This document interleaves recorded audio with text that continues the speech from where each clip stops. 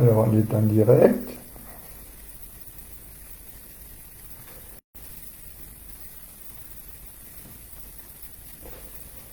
Bonsoir à tous et bienvenue dans cette petite émission qui va traiter de l'instinctif tennis en compétition et surtout de l'expression tennistique en compétition. Voilà. Dans le cadre d'Instinctif Tennis France et de l'aide qu'on apporte aux joueurs, nous lançons une campagne sur les conseils et l'aide à la compétition. Cette aide peut se manifester de diverses manières, notamment par des conseils et des conseils et même des recommandations pour la compétition.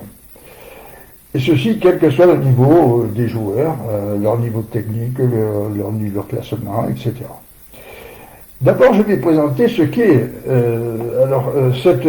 Cette campagne, elle est dirigée vers tout joueur, quel que soit son niveau, et même pourquoi pas, pour des enseignants professionnels qui voudraient mieux comprendre les aléas de la compétition de leurs joueurs, parce que c'est pas toujours simple de faire en sorte que le joueur s'exprime totalement en compétition.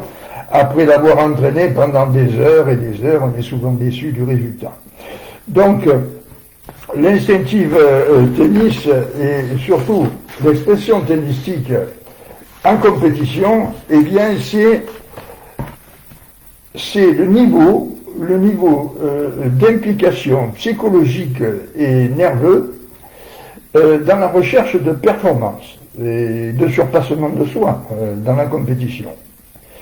Et ce niveau est directement relié au niveau de concentration du joueur. Et lorsque cette expression tennistique baisse, eh bien, il y a de nombreux facteurs et de nombreux obstacles qui se dressent devant le joueur. Et on va en citer quelques-uns, mais peut-être que ce n'est pas exhaustif, il y en a peut-être que nous avons oubliés. Mais je vais donc vous les citer et puis peut-être un peu les commenter. Voilà, j'ai toute une liste là.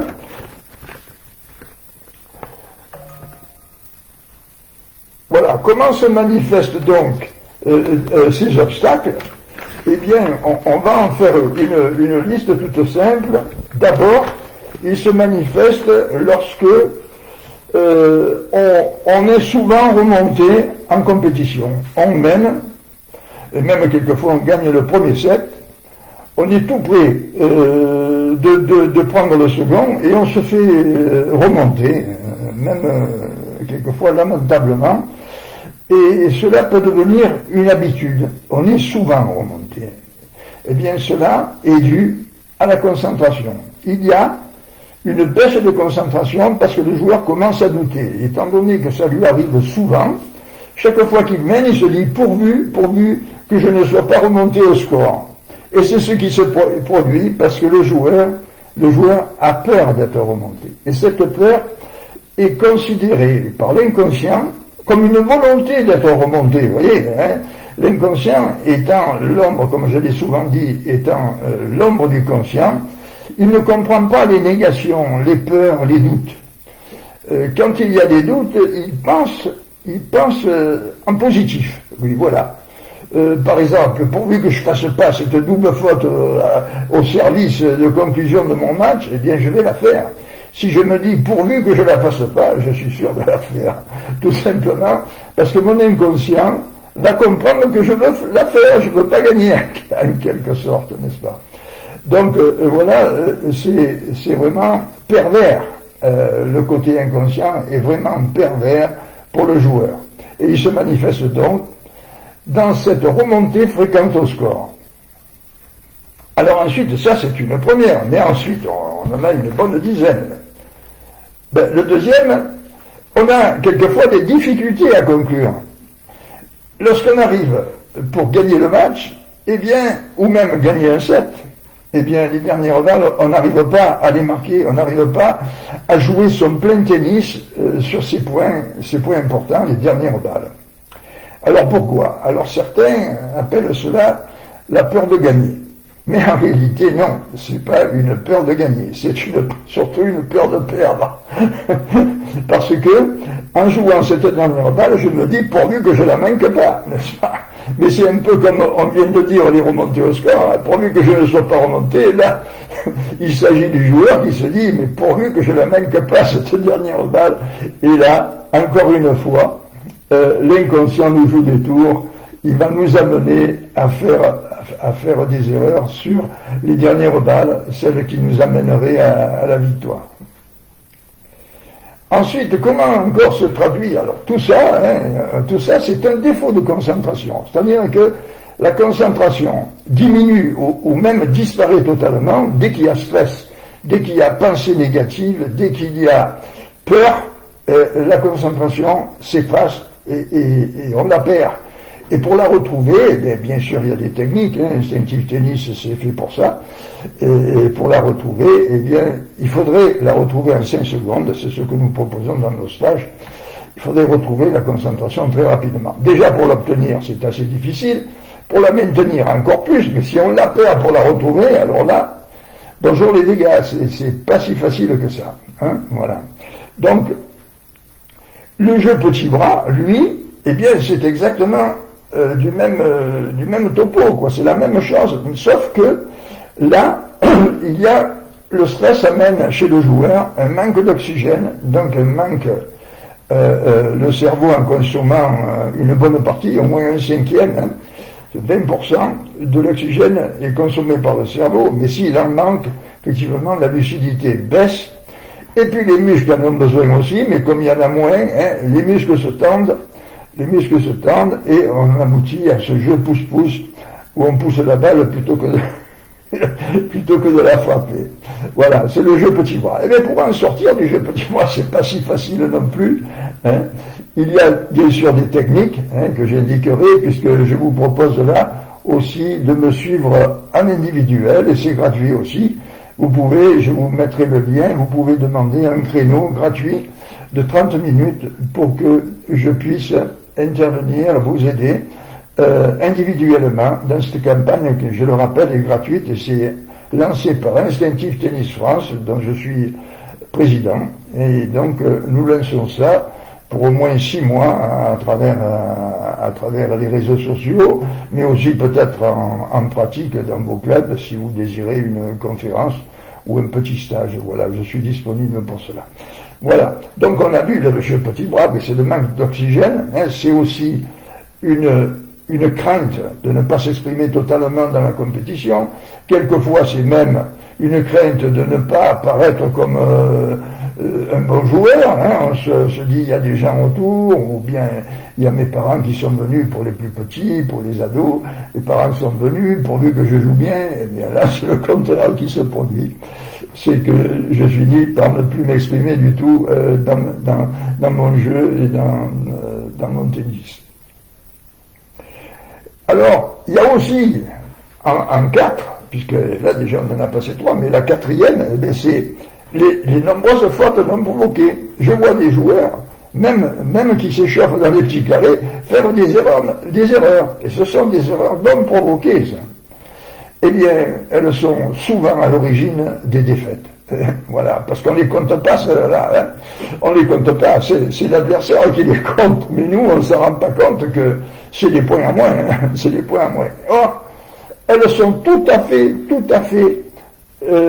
on va dire, récupérables, parce que le corps ne fait pas d'erreur non provoquée, c'est le mental qui les fait, le mental contraignant le corps et manquant de concentration, laisse le corps ou le contraint à faire des erreurs. Voilà. Donc la concentration, si on se concentre, il est impossible, je dis bien, je l'affirme, il est impossible de faire une erreur non provoquée si on est concentré. Et ça doit être un déclic, ça doit être une sonnette d'alarme. Lorsqu'on commence à faire des fautes non provoquées, on peut se dire, mais assurément, en toute sécurité, en toute assurance, que c'est un défaut de la concentration. Voilà. C'est que, au moment de jouer, je pense. Voilà. La concentration, comme je l'ai souvent dit, je le répète, concentration, c'est une seule pensée. Voilà. Pas 50, pas un enchaînement de pensées, une seule. L'objet de concentration. Voilà, ça peut être, dans nos scales, on en aborde au moins 5 d'objets de concentration. La respiration, le sol, la balle, bref. Chaque objet de concentration est un support d'évolution du joueur. Hein.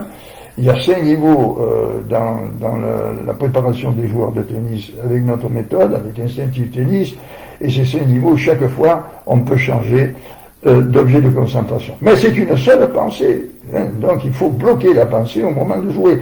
Si je pense au moment de jouer, si j'ai un enchaînement de pensée, un doute quelconque, eh bien je manque ma balle. Et là c'est une faute, bien sûr, non provoquée. Donc, des fautes non provoquées, mais, bien sûr, les doubles fautes au service en sont aussi. Puisque là, je ne suis pas contraint par le joueur d'en face. Hein. Je suis mon seul maître au service, et si je fais des doubles fautes, c'est des erreurs de concentration. Hein. Donc là aussi, on travaille à la concentration, lorsqu'on est bien concentré, les doubles fautes au service, elles doivent se compter dans un match sur les doigts d'une seule main. Hein. Lorsqu'on commence à en faire beaucoup, même dans un jeu, une ou deux, c'est qu'on n'est pas concentré, c'est qu'il faut qu'on travaille la concentration. Hein. Voilà. La confiance en soi, mais la concentration. La concentration donne la confiance en soi. Alors, autre chose aussi, lorsqu'on est un champion de l'entraînement, comme on dit souvent, et que lorsqu'on arrive en compétition, eh bien, ce niveau baisse, on a bien l'impression qu'on ne s'exprime plus totalement comme on faisait dans des matchs amicaux en compétition, eh bien c'est que on n'est pas concentré, c'est que le stress s'installe et qu'il faut travailler ce côté, la concentration, mais surtout le maintien d'une assurance, d'une envie de vaincre, que j'ai appelé d'ailleurs un sentiment de victoire, avoir en soi ce sentiment de façon à s'exprimer totalement. Alors, les colères, bien sûr, vous avez des personnes qui sont coléreuses, et des personnes coléreuses sur le cours, qui perdent leur contrôle, et bien là aussi, ce sont, on va dire, des parenthèses de non-concentration, et puis même de colère, et puis ça peut se traduire par des non-respects des arbitrages, des joueurs d'en face, non-respect de l'adversaire. Mais toutes ces déviances résultent d'un défaut de contrôle et d'un défaut de concentration sur le jeu, sur soi-même, même, sur son comportement.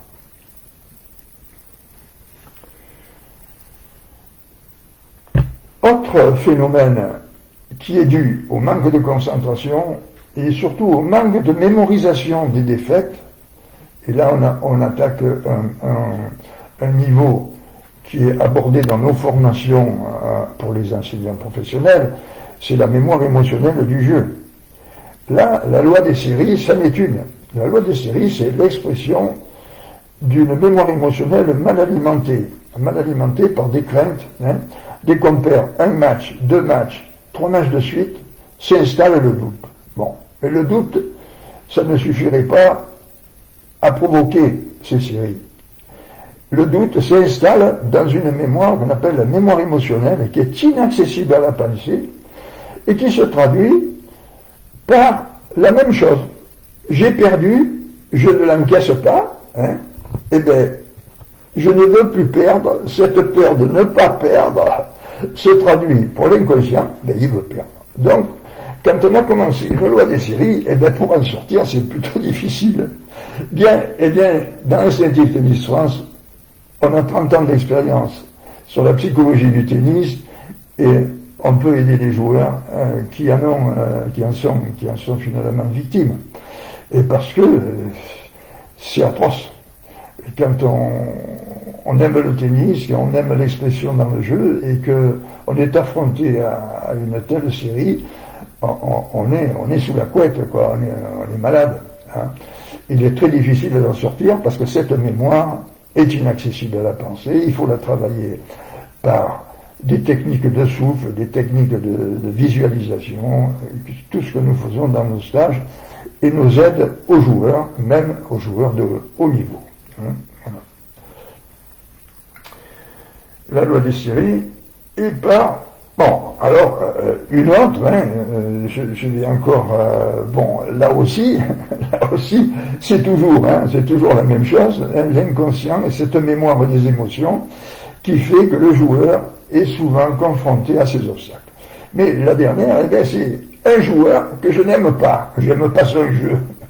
Et ouais, il me lève les balles, il me fait des vacheries, quoi. Et cette crainte de le rencontrer, parce que dans les tournois on se rencontre souvent, dès que je le vois, je me dis, pourvu que je tombe pas contre lui. Mais voilà, il est largement battable, je peux le battre, je suis meilleur que lui, je le sens, j'ai des meilleurs coups, je suis plus agressif, je suis largement meilleur sur le plan technique et pas moyen de le battre. Je l'ai rencontré plusieurs fois, mais chaque fois, je vais vers la défaite. Eh bien là aussi, c'est la mémoire émotionnelle du jeu, c'est-à-dire ce joueur est craint.